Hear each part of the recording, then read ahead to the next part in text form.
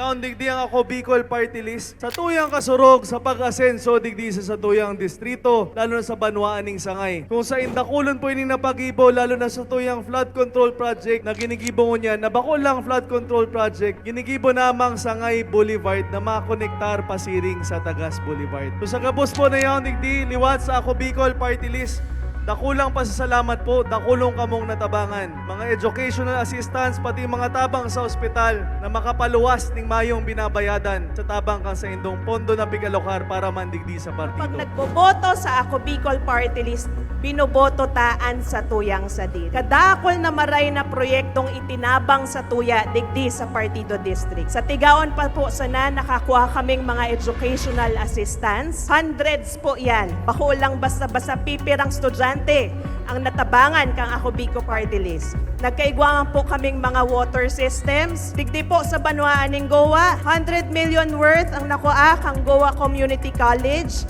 As in 300 million po para sa Indong Goa Convention Center. Napapasana all na sana po ang Banwaaning Tigaon dahil sa tabang kang Ako Bicol.